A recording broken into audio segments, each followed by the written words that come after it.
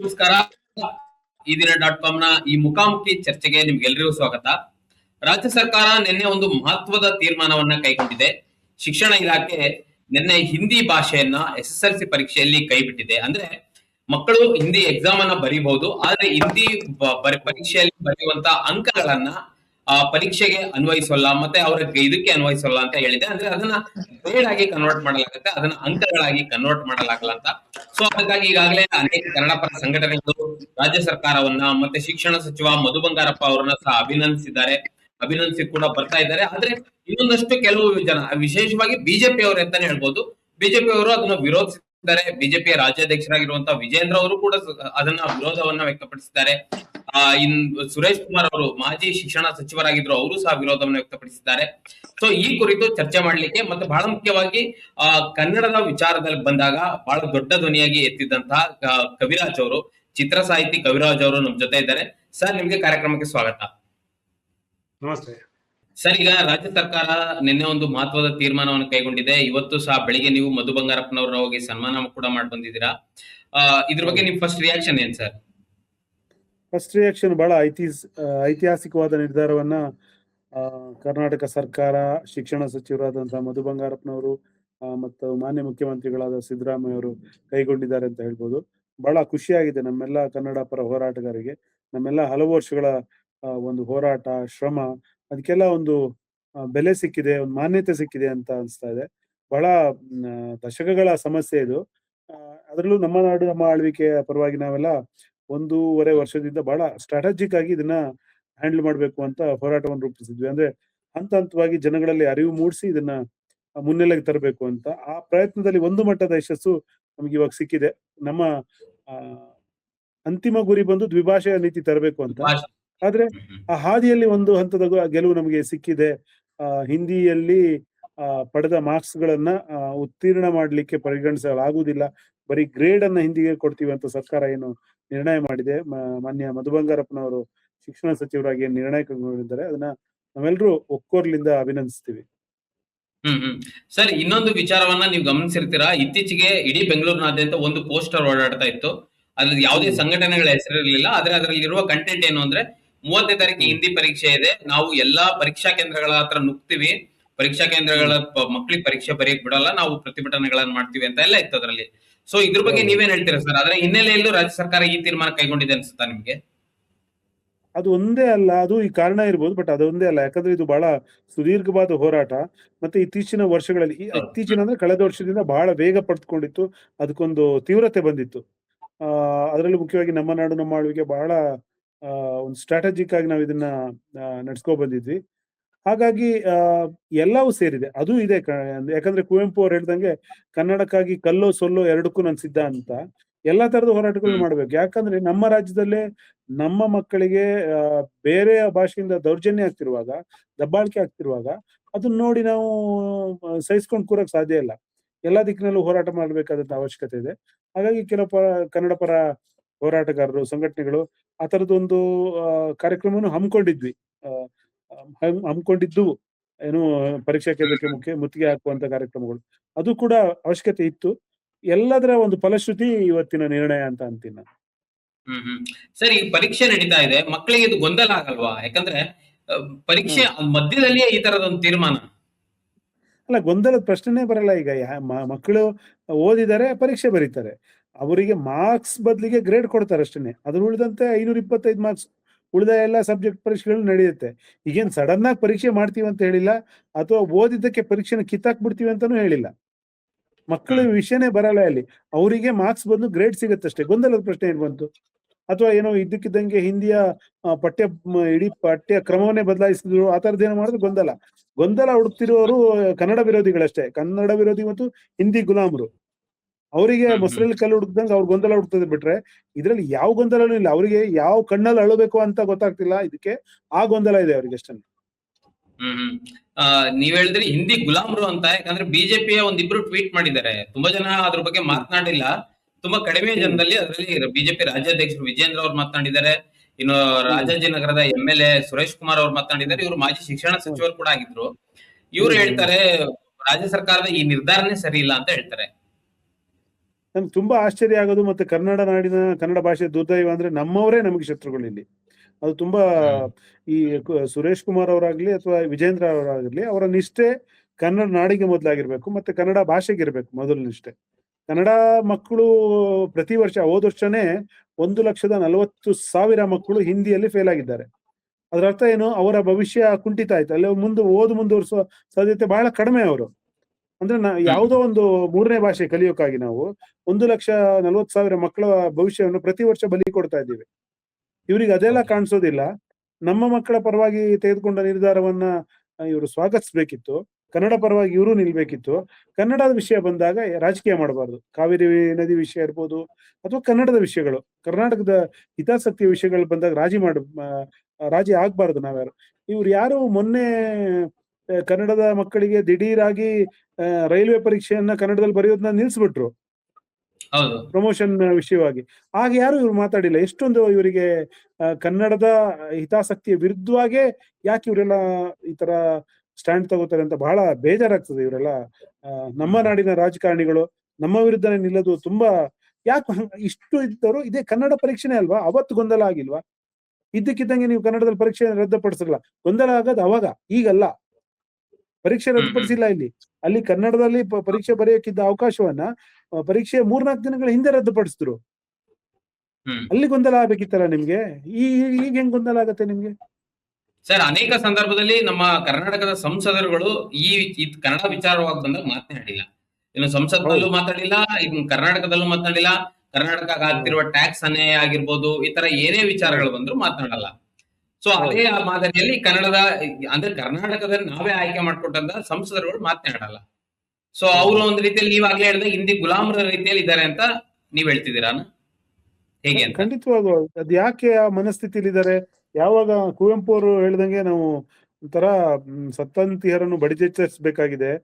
ಇವ್ರೆಲ್ಲ ಯಾಕೆ ಹೀಗೆ ಅಂತಾನೆ ಅರ್ಥ ಆಗ್ತಿಲ್ಲ ಇವರು. ಇವರು ಹ್ಮ್ ಓದಿದ್ದು, ಇವ್ರು ಬರ್ದಿದ್ದು, ಇವರ ಜ್ಞಾನಗಳೆಲ್ಲ ಕನ್ನಡದ ಮೂಲಕನೇ ಬಂದಿದ್ದು, ಇವರ ಸಂಸ್ಕೃತಿ ಎಲ್ಲವೂ ಕನ್ನಡ ಕಲ್ಸ್ಕೊಟ್ಟಿದ್ದು ಇವರಿಗೆ. ಇವರಿಗೆ ಹ್ಮ್ ಪದವಿಗಳು ಇವತ್ತು ಸಿಕ್ಕಿದ್ದೆಲ್ಲ ಕನ್ನಡ ಜನಗಳ ಋಣ. ಆದ್ರೂ ಇವ್ರು ಯಾಕೆ ಕನ್ನಡ ವಿರೋಧಿ? ಅದೊಂದು ಯಕ್ಷ ಪ್ರಶ್ನೆ, ನನ್ಗೇನೆ ಯಕ್ಷ ಪ್ರಶ್ನೆ. ಹ್ಮ್. ಅಲ್ಲ ಸರ್, ಈ ತರದ ಒಂದು ದಿಢೀರ್ ನಿರ್ಧಾರದಿಂದ ಮಕ್ಕಳಲ್ಲಿ ಏನಾದ್ರೂ ಹ್ಮ್. ಗೊಂದಲ ಆಗತ್ತಾ ಅಂತ? ಯಾಕಂದ್ರೆ ಅದೇ ಮಕ್ಕಳ ಮನಸ್ಥಿತಿನ ನೀವು ಅರ್ಥ ಮಾಡ್ಕೊಬೇಕಾಗತ್ತೆ ಅಲ್ವಾ ಇಂಥ ಸಂದರ್ಭದಲ್ಲಿ? ಮಕ್ಕಳಲ್ಲಿ ಗೊಂದಲ ಆಗತ್ತಾ ಗೊಂದಲ ಅಂತ? ಪ್ರಶ್ನೆನೇ ಇಲ್ಲ. ಗೊಂದಲ ಆಗಿದ್ದು ಮೊನ್ನೆ. ಕೇಂದ್ರ ಹ್ಮ್ ಸರ್ಕಾರ ಯಾವಾಗ ತಕ್ಷಣ ರೈಲ್ವೆ ಪರೀಕ್ಷೆಯಲ್ಲಿ ಕನ್ನಡದಲ್ಲಿ ಬರೆಯೋಂಗಿಲ್ಲ ಅಂತ ಎಕ್ಸಾಮ್ 4 ದಿನ ಇದ್ದಾಗ ಹೇಳ್ತು, ಅವಾಗ ಗೊಂದಲ ಆಯ್ತು, ಅವಾಗ ತೊಂದ್ರೆ ಆಯ್ತು, ಅವಾಗ ಅವ್ರ ಭವಿಷ್ಯಕ್ಕೆ ತೊಂದ್ರೆ ಆಯ್ತು. ಇಲ್ಲೇನಿದೆ ಹ್ಮ್ ಗೊಂದಲ? ಈಗ ಆಲ್ರೆಡಿ ಮಕ್ಕಳು ಓದಿದ್ದಾರೆ, ಪರೀಕ್ಷೆ ಬರೀತಾರೆ, ಪರೀಕ್ಷೆನೂ ನಿಲ್ಸಿಲ್ಲ. ಅಲ್ಲ ಸರ್, ಅಂದ್ರೆ ಈಗ ಪರೀಕ್ಷೆ ಎಷ್ಟೋ ಜನ ಹ್ಮ್. ಟೀಚರ್ಸ್ ಗಳಿಗೆ ಹೊಡೆತ ಬೀಳಲ್ವಾ ಇದರಿಂದ? ಈಗ ಹಿಂದಿ ಭಾಷೆಯ ಟೀಚರ್ಗಳು ಯಾವ ಇರ್ತಾರೆ, ಅವರಿಗೆ ಎಫೆಕ್ಟ್ ಯಾವ ಆಗಲ್ವಾ? ಹೆಂಗೆ ಎಫೆಕ್ಟ್ ಆಗತ್ತೆ? ಹಿಂದಿನ ರದ್ದು ಮಾಡ್ಬಿಟ್ಟಿದಾರಾ? ರದ್ದು ಮಾಡಿಲ್ಲಲ್ಲ. ಈಗ ಹಿಂದಿ ಬೋಧನೆ ಈಗ ಇರುತ್ತೆ. ಮಕ್ಕಳು ತಲೆ ಕೆಡಿಸ್ಕೊಳ್ಳಲ್ಲ ಸರ್. ಅಂದ್ರೆ ಗ್ರೇಡ್ ಆ? ಕೊಡ್ತಾನೆ ಅಂದ್ರೆ ಮಕ್ಕಳು ತಲೆ ಕೆಡಿಸ್ಕೊಳ್ಳಲ್ಲ. ಖಾಲಿ ಪೇಪರ್ ಕೊಟ್ಟು ಮಕ್ಕಳು ತಲೆ ಬರ್ಬೋದಲ್ಲ ಮಕ್ಕಳು. ಸರ್, ನಮ್ಮ ರಾಜ್ಯ ಅಥವಾ ನಮ್ಮ ದೇಶ ಅಷ್ಟೊಂದು ಸಂಪದ್ಭರಿತವಾಗಿಲ್ಲ ಸರ್. ಎಲ್ಲ ನೂರಾರು ಶಾಲೆಗಳಲ್ಲಿ, ನಾನು ಓದಿದ ಶಾಲೆಯಲ್ಲಿ ಬಹಳ ಬಹಳ ಕಮ್ಮಿ ನಮ್ಗೆ ಹಿಂದಿ ಟೀಚರ್, ಸ್ಪೆಷಲೈಸ್ಡ್ ಟೀಚರ್ ಬಂದು ನಮ್ಗೆ ಬೋಧನೆ ಮಾಡಿರೋದು. PE ಟೀಚರ್ ಮಾಡ್ತಾ ಇದ್ರು, ಇಂಗ್ಲಿಷ್ ಟೀಚರ್ ಮಾಡ್ತಾ ಇದ್ರು, ಸೋಷಿಯಲ್ ಟೀಚರ್ ಮಾಡ್ತಾ ಇದ್ರು. ಎಲ್ಲಾ ಸ್ಕೂಲ್ಗಳಲ್ಲೂ ಹಿಂದಿ ಟೀಚರ್ ಇಲ್ಲ. ಮತ್ತೆ ನನಗೆ ಗೊತ್ತಿರೋ ಯಾವ ಸ್ಕೂಲಲ್ಲೂ ಹಿಂದಿ ಟೀಚರ್ ಬರೀ ಹಿಂದಿ ಮಾಡ್ಕೊಂಡು ಎದ್ದೋಗೋದಿಲ್ಲ. ಅವ್ರು ಇನ್ನೊಂದ್ ಯಾವ್ದೋ ಭಾಷೆನೂ ಮಾಡ್ತಿರ್ತಾರೆ. ಇರೋ ಟೀಚರ್ನ ಯಾವತ್ತೂ ಯಾವ ಕಾರಣಕ್ಕೂ ಕೈ ಬಿಡಲ್ಲ. ಈಗ ನಿಮ್ಮ ಮಾತಿನಂತೆ ನಿಮ್ಮ ಶಾಲೆಗಳಲ್ಲಿ ಹಿಂದಿಯನ್ನ ನೀವು ಕಲ್ತಿದ್ರಲ್ಲ, ನಿಮಗೇನು ಅನುಕೂಲ ಆಗಿಲ್ವಾ ಸರ್? ಇಲ್ಲ, ಅನನುಕೂಲನೇ ಆಗಿದ್ದು ನಮ್ಗೆ. ನನ್ನ ಎಕ್ಸಾಂಪಲ್ಲೇ ತಗೊಂಡ್ರೆ ನನ್ಗೆ ಎಲ್ಲದರಲ್ಲೂ ಮಾರ್ಕ್ಸ್ ತುಂಬಾ ಚೆನ್ನಾಗಿ ಬಂತು. 80, 90 ಮೇಲೆ ಬಂತು. ಎಲ್ಲದ್ರಲ್ಲಿ 85 ಮೇಲೆ ಬಂತು. ಹಿಂದಿಲ್ ಮಾತ್ರ ನನ್ಗೆ 63 ಎಷ್ಟೋ ಬಂತು. ಅದರಿಂದಾಗಿ ಇಡೀ ನನ್ನ ಪರ್ಸೆಂಟೇಜ್ 4% ಕಡಿಮೆ ಆಯ್ತು. ಯಾವುದೋ ಒಂದು ಭಾಷೆಗಾಗಿ ಇಡೀ ನನ್ನ ಪರ್ಸೆಂಟ್ 4% ಕಮ್ಮಿ ಆಗಿದ್ದರಿಂದ ನನ್ನ ಒಪ್ಪಂದಲ್ಲ ಇದು. ನನ್ನ ಸುತ್ತಮುತ್ತಲ ಎಲ್ಲರ ಕತೆ. ಬಹುಶಃ ನಿಮ್ ಕತೆನೂ ಆಗಿರ್ಬೋದು ಇದು. ಪ್ರತಿಯೊಬ್ಬರ ಕತೆ. ಹೌದು. ನಾವು ನಮ್ಮ ಪರ್ಸೆಂಟೇಜ್ ನ ಕಮ್ಮಿ ಮಾಡ್ಕೊಂಡು ಇಡೀ ಕನ್ನಡ ಮಕ್ಕಳ ಮುಂದಿನ ಒಂದು ಒಳ್ಳೆ ಕಾಲೇಜಲ್ಲಿ ಸೀಟ್ ಸಿಗಕ್ ತೊಂದ್ರೆ ಆಗತ್ತೆ. ಬೇರೆಯವ್ರ ಜೊತೆ ಕಾಂಪೀಟ್ ಮಾಡಕ್ ತೊಂದ್ರೆ ಆಗತ್ತೆ. ಅಲ್ಲ ರೀ, ನೀವ್ ಇವತ್ತೇನು ಇಡೀ ಭಾರತ ಅಂತಿರಲ್ಲ, ಇಡೀ ಭಾರತದಲ್ಲಿರೋ ದ್ವಿಭಾಷೆ. ನಮ್ಮ ನಾಡಿಗೆ ಮಾತ್ರ ಹ್ಮ್ ಯಾಕೆ ತ್ರಿಭಾಷೆ? ಇಲ್ಲಿ ತ್ರಿಭಾಷೆ ಬೇಕು ಅನ್ನೋರು ಅಥವಾ ಹಿಂದಿ ಬೇಕು ಅನ್ನೋರು ಬೇರೆ ರಾಜ್ಯಗಳಲ್ಲಿ ನಮ್ಮ ಭಾಷೆನ ಕಲಿಸ್ತೀರಾ ನೀವು? ಕಲ್ಸಿ ಹಂಗಾರೆ ಅವರಿಗೆಲ್ಲ ಇಲ್ದಿದ್ ನಮಗೆ ಯಾಕೆ? ಸಮಾನತೆ ಎಲ್ಲಿದೆ? ನಮ್ಮ ಮೇಲೆ 5 ಕೆಜಿ, ನಮ್ಮ ಮೇಲೆ 6 ಕೆಜಿ ಭಾರ, ನಮ್ಮ ಮಕ್ಕಳ ಮೇಲೆ, ಅವ್ರ ಮಕ್ಕಳ ಮೇಲೆ 5 ಕೆಜಿ ಭಾರ. ರೇಸ್ ಕಳಿಸ್ತಿದ್ದೀರಾ. ಎಲ್ಲಿದೆ ಸಮಾನತೆ? ಅನ್ಇಕ್ವಲ್ ಗ್ರೌಂಡ್ ಇದು. ಅಂದ್ರೆ ಈಗ ಆಗ್ಲೇ ಮಾತಾಡ್ತಾ ಒಂದ್ ಮಾತು ಹೇಳಿದ್ರಿ, ಬಿಜೆಪಿ ಸಂಸದರು ಯಾಕೆ ಮಾತಾಡಲ್ಲ, ಹಿಂದಿ ಗುಲಾಮರಾಗಿದ್ದಾರೆ ಅನ್ನೋ ರೀತಿಯಲ್ಲೇ ಅವರು ವರ್ತನೆ ಮಾಡ್ತಾರೆ. ಯಾಕಂದ್ರೆ ಹೌದು ಮಹಾರಾಷ್ಟ್ರದಲ್ಲಿ ದ್ವಿಭಾಷಾ ನೀತಿಯನ್ನ ತಂದಾಗ ಅವ್ರು ಒಪ್ಕೊಂಡ್ರು. ಹೌದು ಮಹಾರಾಷ್ಟ್ರದಲ್ಲಿ ಎರಡೇ ಭಾಷೆಗಳಿರುವಾಗ ಒಪ್ಕೊಂಡ್ರು. ಆದ್ರೆ ಕರ್ನಾಟಕದ ಹೌದು ವಿಚಾರಕ್ಕೆ ಬಂದಾಗ ಮಕ್ಕಳ ಭವಿಷ್ಯದ ಮೇಲೆ ಹೊಡೆತ ಬೀಳುತ್ತೆ, ಭವಿಷ್ಯದ ಮೇಲೆ ರಾಜ್ಯ ಸರ್ಕಾರ ಹೊಡಿತಾ ಇದೆ ಅಂತಾರೆ. ಭವಿಷ್ಯ ಏನು ಇಲ್ಲ ಇವ್ರಿಗೆ. ಮಕ್ಕಳ ಭವಿಷ್ಯದ ಬಗ್ಗೆ ಯೋಚನೆ ಮಾಡೋದ್ರಾಗಿದ್ರೆ ಅದೇ ಹೇಳಿದ್ನಲ್ಲ, ಮತ್ತೆ ಅದನ್ನೇ ಹೇಳ್ಬೇಕಾಗುತ್ತೆ. ರೈಲ್ವೆ ಎಕ್ಸಾಮ್ ನ ಇವರ ಸರ್ಕಾರ ನಿಲ್ಸಿದಾಗ ಇವ್ರು ತರಾಟೆಗೆ ತಗೋಬೇಕಿತ್ತು. ಆಗ ಇವರಿಗೆ ಮಕ್ಕಳ ಭವಿಷ್ಯದ ಬಗ್ಗೆ ಅಥವಾ ಯುವಕರ ಭವಿಷ್ಯದ ಬಗ್ಗೆ ಕಾಳಜಿ ಕಾಣಿಸ್ತಾ ಇತ್ತು. ಈಗ ನೀವು ಹೇಳ್ದಂಗೆ ಇವರು ಇಬ್ಬಂದಿತನ ಸ್ಪಷ್ಟವಾಗಿ ಕಾಣಿಸ್ತಾ ಇದೆಯಲ್ಲ. ಮಹಾರಾಷ್ಟ್ರದಲ್ಲಿ ಇವರ ಸರ್ಕಾರ ಇದೆ, ಅಲ್ಲಿ ದ್ವಿಭಾಷಾ ನೀತಿ ಅಂದ್ರೆ ಇವ್ರು ಮಾತಾಡಲ್ಲ. ಹೌದು. ಇಲ್ಲಿ ನಮ್ಮಲ್ಲಿ ದ್ವಿಭಾಷಾ ನೀತಿ ಅಂದ್ರೆ ಮಾತಾಡ್ತಾರೆ ಅಂದ್ರೆ ಹೈಪೋಕ್ರಸಿಯ ಹೈಟ್ ಅದು. ಹ್ಮ್ ಹಿಪೋಕ್ರಸಿ ಈ ಮಟ್ಟಕ್ಕೆ ಇರಬಾರ್ದು ಆಕ್ಚುಲಿ. ಅದರಲ್ಲೂ ಹ್ಮ್ ಸುರೇಶ್ ಕುಮಾರ್ ಅವರಂತ ರಾಜಕಾರಣಿಯಿಂದ ನಾವು ಇದನ್ನ ನಿರೀಕ್ಷೆ ಮಾಡಿರ್ಲಿಲ್ಲ ಆಕ್ಚುಲಿ. ಹ್ಮ್ ಹ್ಮ್ ಹ್ಮ್ ಹ್ಮ್ ಸರ್, ಇನ್ನ ಈ ವಿಚಾರಕ್ಕೆ ಕೇಂದ್ರ ಸರ್ಕಾರ ಚಕಾರ ಎತ್ತಬಹುದು. ಯಾಕಂದ್ರೆ ಅವ್ರ ಕೇಂದ್ರ ಸರ್ಕಾರ ಈಗ 10 ವರ್ಷದಿಂದ 12 ವರ್ಷದಿಂದ ಏನ್ ಅಧಿಕಾರದಲ್ಲಿದೆ, ಹಿಂದಿಯನ್ನ ಏರಿಕೆ ಮಾಡ್ಲಿಕ್ಕೆ ಏನೇನೆಲ್ಲ ಪ್ರಯತ್ನ ಪಟ್ರು, ಎಲ್ಲಾ ರೀತಿ ಪ್ರಯತ್ನ ಪಟ್ರು. ಬಟ್ ಕರ್ನಾಟಕ ಹ್ಮ್ ಅದಕ್ಕೆ ತುಂಬಾ ದೊಡ್ಡ ಪ್ರತಿರೋಧ ಒಡ್ತಾನೆ ಇದೆ, ಒಡ್ತಾನೆ ಬರ್ತಾ ಇದೆ. ರಾಜ್ಯ ಸರ್ಕಾರ ಇವತ್ತು ತಗೊಂಡಿರೋ ನಿರ್ಧಾರ ಒಂದು ಮಹತ್ವವಾದದ್ದು. ಒಂದು ಹಿಂದಿಯ ಏರಿಕೆ ವಿರುದ್ಧವಾಗಿಯೂ ಇದೆ, ಮತ್ತೆ ನಮ್ಮ ಮಕ್ಕಳ ಭವಿಷ್ಯವೂ ಇದೆ ಅದರಲ್ಲಿ. ಸೊ ಈ ರಾಜ್ಯ ಸರ್ಕಾರದ ತೀರ್ಮಾನ ಎಷ್ಟು ಗಟ್ಟಿತನದಿಂದ ಕೂಡಿರ್ಬೇಕು ಅಂತ ಮುಂದೆ ಅನ್ಸುತ್ತೆ. ಯಾಕಂದ್ರೆ ಇದು ಏನ್ ಬೇಕಾದ್ರೂ ಆಗ್ಬೋದು, ಇನ್ನು ಕಾನೂನು ಆಗಿಲ್ಲ ಇದು. ಅಲ್ಲ, ಗಟ್ಟಿತನದಿಂದ ಕೂಡಿರ್ಲೇಬೇಕು. ಯಾಕಂದ್ರೆ ಇದಕ್ಕೆ ವಿರೋಧಗಳು ಈ ನಮ್ಮಲ್ಲೇ ಇರುವಂತಹ ಆ ಮೀರ್ ಸಾದಿಕ್ ಮಲ್ಲಪ್ ಶೆಟ್ಟಿ ಅಂತ ಏನ್ ಹೇಳ್ತೀವಿ, ಅವ್ರು ತುಂಬಾ ಜನ ಇದ್ದಾರೆ ನಮ್ಗೆ. ಅವರು ವಿರೋಧ ಮಾಡೇ ಹ್ಮ್ ಮಾಡ್ತಾರೆ. ಅವರ ವಿರೋಧಗಳನ್ನ ಈಗ ಆಲ್ರೆಡಿ ಖಾಸಗಿ ಶಾಲೆಗಳ ಒಕ್ಕೂಟ ಇಲ್ಲಿ ಬಂದು ಇಲ್ಲಿನ ನೀರು ಜಲ ಸಂಪನ್ಮೂಲಗಳನ್ನೆಲ್ಲ ಬೆಳೆಸ್ಕೊಂಡು ಬೆಳೆದಿರುವಂತ ಹಣ ಮಾಡ್ತಿರುವಂತವ್ರು ಈಗ ನಮ್ಮ ವಿರುದ್ಧ ನಿಲ್ಲಕ್ಕೆ ರೆಡಿ ಆಗ್ತಿದ್ದಾರೆ. ಹಾಗಾಗಿ ರಾಜ್ಯ ಸರ್ಕಾರ ಈಗ ತನ್ನ ಇಚ್ಛಾಶಕ್ತಿಯನ್ನು ಪ್ರದರ್ಶಿಸಬೇಕು, ಬಹಳ ಗಟ್ಟಿಯಾಗಿ ನಿಲ್ಬೇಕು. ಕನ್ನಡಿಗರ ಜೊತೆ ಅವರ ಏನು ಒಂದು ಬದ್ಧತೆಯನ್ನು ಪ್ರದರ್ಶಿಸಬೇಕು ಅದನ್ನ ಸಿದ್ದರಾಮಯ್ಯ ಅವರ ಸರ್ಕಾರ ಅಷ್ಟು ಗಟ್ಟಿ ಇದೆ ಅಂತ ನಾವು ಅನ್ಕೊಂಡಿದೀವಿ. ಜೊತೆಗೆ ಹಿಂದಿ ಏರಿಕೆ ಕೇವಲ ಬಿಜೆಪಿ ಮೇಲೆ ಹಾಕಕ್ ಆಗಲ್ಲ. ನಾವು ಮೊದ್ಲಿಂದನೂ ಮಾಡ್ಕೊ ಬಂದಿದ್ದೆ ಆಕ್ಚುಲಿ. ಅದು ಸ್ವತಂತ್ರ ನಂತರ ಕಾಂಗ್ರೆಸ್ ಸರ್ಕಾರಗಳೇ ಶುರು ಮಾಡಿತ್ತು. ಈಗ ಬಿಜೆಪಿ ಹ್ಮ್ ಅದನ್ನ ಬಹಳ ಪ್ರಬಲವಾಗಿ ಮುಂದುವರಿಸ್ತಾ ಇದೆ, ಅಗ್ರೆಸಿವ್ ಆಗಿ.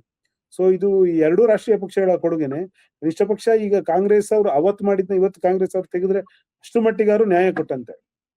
ಹ್ಮ್ ಸೊ ಹ್ಮ್ ಹಾಗಾಗಿ ಈ ದಿಕ್ಕಿನಲ್ಲಿ ಕನ್ನಡದ ಕಡೆಗೆ ಏನೊಂದು ಬದ್ಧತೆ ಇದೆ ಅದನ್ನ ಆ, ತೋರಿಸ್ಬೇಕು, ಸಾಬೀತುಪಡಿಸ್ಬೇಕು ಕರ್ನಾಟಕ ಸರ್ಕಾರ. ಸರ್, ಇನ್ನೊಂದು ನಿಮ್ಮ ಸಂಘಟನೆ ಏನಿದೆ, ನಮ್ಮ ನಾಡು ನಮ್ಮ ಆಳ್ವಿಕೆ, ಇದ್ರ ಮೂಲಕ ಅನೇಕ ಸಲ ಹ್ಮ್ ನೀವು ರಾಜ್ಯ ಸರ್ಕಾರಕ್ಕೆ ಒತ್ತಡ ಕೂಡ ಹಾಕಿದ್ರಿ. ದ್ವಿಭಾಷಾ ನೀತಿ ಮತ್ತೆ ಈ ಅಂದ್ರೆ ಮಕ್ಕಳ ಮೇಲೆ ಆಗ್ತಿರುವಂತ ಹೌದು ಒತ್ತಡ ಆಗಿರ್ಬೋದು, ಪರೀಕ್ಷೆಗಳಲ್ಲಿ ಹಿಂದಿಯನ್ನು ಹೌದು ಏರಿಕೆ ಆಗ್ತಿರ್ಬೋದು, ಈ ಎಲ್ಲ ವಿಚಾರವಾಗಿ ಹೌದು. ಕುರಿತು. ಸೊ ಈ ವಿಚಾರವಾಗಿ ನಿನ್ನೆ ಬಂದಂತ ತೀರ್ಮಾನಕ್ಕೆ ನಿಮ್ಮ ಸಂಘಟನೆಯ ಇದು ಏನು ಒತ್ತಡ ಎಷ್ಟಿತ್ತು, ಯಾವ ಮಟ್ಟದಲ್ಲಿತ್ತು, ಯಾವ ತರ ನೀವು ಮನವಿಯನ್ನು ಸಲ್ಲಿಸಿದ್ರಿ? ನಾವು 10 ಹಲವು ಕಾರ್ಯಕ್ರಮ ಹಮ್ಮಿಕೊಂಡ್ವಿ. ನಾವು ಇದನ್ನ ಸ್ಟ್ರಾಟಜಿಕ್ ಆಗಿ ಮೊದಲು ಕೈಗೆತ್ಕೊಂಡಿದ್ದೆ ನಾವು. ಈ ಹಿಂದೆಲ್ಲ ಕುವೆಂಪು ಅವ್ರ ಕಾಲದಿಂದನೂ ಇದಕ್ಕೆ ವಿರೋಧ ಇದ್ದಿದ್ದೆ. ಬಟ್ ಇವತ್ತಿಗೆ ಈ ಒಂದು ಪ್ರಸ್ತುತ ಕಾಲಘಟ್ಟದಲ್ಲಿ ಇದನ್ನ ಮತ್ತೆ ಕೈಗೆತ್ಕೊಂಡು ಇದಕ್ಕೊಂದು ರೂಪ ಕೊಟ್ಟಿದ್ದು ನಾವೇನೆ. ಆ ಹ್ಮ್ ಹಲವಾರು ಕಾರ್ಯಕ್ರಮಗಳು, 10 ಹಲವು ಕಾರ್ಯಕ್ರಮಗಳನ್ನ ನಾವು ಹಮ್ಮಿಕೊಂಡ್ವಿ. ಮೊದಲನೇದಾಗಿ ನಾವು ಬೆಂಗಳೂರಲ್ಲಿ ಒಂದು ಸಭೆ ಮಾಡಿದ್ವಿ, ಧಾರವಾಡದಲ್ಲಿ ಒಂದು ಸಭೆ ಮಾಡಿದ್ವಿ. ಆನಂತರ ಕನ್ನಡ ಸಾಹಿತ್ಯ ಸಮ್ಮೇಳನ ಮಂಡ್ಯದಲ್ಲಿ ನಡೆದಾಗ ಇದೇ ವಿಷಯ ಇಟ್ಕೊಂಡು ಲಕ್ಷಾಂತರ ಕರಪತ್ರಗಳನ್ನ ಹಂಚಿದ್ವಿ. ಒಂದು ಬೈಕ್ ರ್ಯಾಲಿ ಮಾಡಿದ್ವಿ. ಮಹಾಮಾರ ರಾಮಮೂರ್ತಿ ಅವರ ಜನ್ಮದಿನದ ಒಂದು ಬೈಕ್ ರ್ಯಾಲಿ ಮಾಡಿದ್ವಿ. ಆಮೇಲೆ ನಾವು 50,000ಕ್ಕೂ ಹೆಚ್ಚು ಸಹಿಗಳನ್ನ ಆನ್ಲೈನ್ ಪಿಟಿಷನ್ ಮಾಡಿ ಆ ಸಹಿಗಳನ್ನ ಮುಖ್ಯಮಂತ್ರಿ ಅವರಿಗೆ ತಲುಪಿಸಿದ್ವಿ. 2 ಸಾರಿ ಮುಖ್ಯಮಂತ್ರಿ ಅವ್ರನ್ನ ಭೇಟಿ ಮಾಡಿದ್ವಿ. ಇದಕ್ಕೂ ಹಿಂದೆ ಒಂದ್ಸರಿ ಹ್ಮ್ ಶಿಕ್ಷಣ ಸಚಿವರನ್ನ ಭೇಟಿ ಮಾಡಿ ಅದ್ರ ಬಗ್ಗೆ ವಿವರಿಸಿದ್ವಿ. ಶಿಕ್ಷಣ ಇಲಾಖೆಯ ಕಾರ್ಯದರ್ಶಿ ಅವ್ರನ್ನ ಭೇಟಿ ಮಾಡಿದ್ವಿ. ಕನ್ನಡ ಅಭಿವೃದ್ಧಿ ಪ್ರಾಧಿಕಾರದ ಅಧ್ಯಕ್ಷರಾದಂತಹ ಬಿಳಿಮಲೆ ಸರ್ ಅವ್ರನ್ನ ಭೇಟಿ ಮಾಡಿದ್ವಿ. ನಾವು ಸುಮಾರು ಅಧಿಕೃತ ಕಾರ್ಯಕ್ರಮಗಳೇ 11, 12 ನಾವು ಮಾಡಿದೀವಿ ಈ ವಿಷಯದಲ್ಲಿ, ತಿಂಗಳಿಗೆ ಒಂದರಂತೆ. ಆನಂತರ ಹ್ಮ್ ನಾವು ಒಂದು ಇದಕ್ಕೆ ಜನರಲ್ಲಿ ಮುಖ್ಯವಾಗಿ ಇದು ಜನರಿಗೆ ಗೊತ್ತಾಗಬೇಕು ಸಮಸ್ಯೆ ಏನು ಅಂತ ಅನ್ನೋದು ನಾವು ಒಂದಷ್ಟು ಕರಪತ್ರಗಳಲ್ಲಿ ನಿಖರವಾದ ಒಂದು ಅಂಕಿಅಂಶಗಳನ್ನ ಕೊಟ್ವಿ. 1,40,40,000 ಜನ ಆ, ಕಳೆದ ಶೈಕ್ಷಣಿಕ ವರ್ಷದಲ್ಲಿ ಫೇಲ್ ಆಗಿದ್ದಾರೆ. ಅದ್ರ ಹಿಂದೆ 90,000 ಜನ ಫೇಲ್ ಆಗಿದ್ದಾರೆ. ಯಾವ ರೀತಿಯಲ್ಲಿ ತೊಂದರೆ ಆಗ್ತಿದೆ? ಉತ್ತರದ ಎಲ್ಲಾ ರಾಜ್ಯಗಳಲ್ಲಿ 5 ಭಾಷೆ ಮಾತ್ರ ಕಲಿತಾರೆ, ನಮ್ಮಲ್ಲಿ ಒಂದು ಎಕ್ಸ್ಟ್ರಾ ಭಾಷೆ, ಅದರಿಂದ ಏನ್ ಪ್ರಾಬ್ಲಮ್ ಆಗ್ತಿದೆ ಎಲ್ಲವನ್ನು ಬಹಳ ಜನರಿಗೆ ತಲುಪಿಸುವಲ್ಲಿ ನಮ್ಮ ಒಂದು ಅರಿವು ಮೂಡಿಸಿದ್ದು. ಯಾವುದೇ ಒಂದು ಹೋರಾಟ ಚಳವಳಿ ಯಶಸ್ವಿ ಆಗ್ಬೇಕಂದ್ರೆ ಜನರಲ್ಲಿ ಅದ್ರ ಬಗ್ಗೆ ಜಾಗೃತಿ ಬರ್ಬೇಕು, ಅರಿವು ಬರ್ಬೇಕು. ಆಗ ಜನರ ಕೂಗು ಸರ್ಕಾರ ಕೇಳತ್ತೆ. ಆ ದಿಕ್ಕಿನಲ್ಲಿ ನಾವು ಹ್ಮ್ ಇದನ್ನ ಒಂದು ಸ್ಟ್ರಾಟಜಿಕ್ ಆಗಿ ಪ್ಲಾನ್ ಮಾಡಿದ್ದು ನಾವು ಅಂತ ಹೇಳ್ಕೊಳಕ್ಕೆ ತುಂಬಾ ಹೆಮ್ಮೆ ಇದೆ. ಬಟ್ ನಮ್ಮ ಒಬ್ಬರದೇ ಹೋರಾಟ ಅಂತ ಹೇಳಿದ್ರೆ ತಪ್ಪಾಗ್ಬಿಡುತ್ತೆ.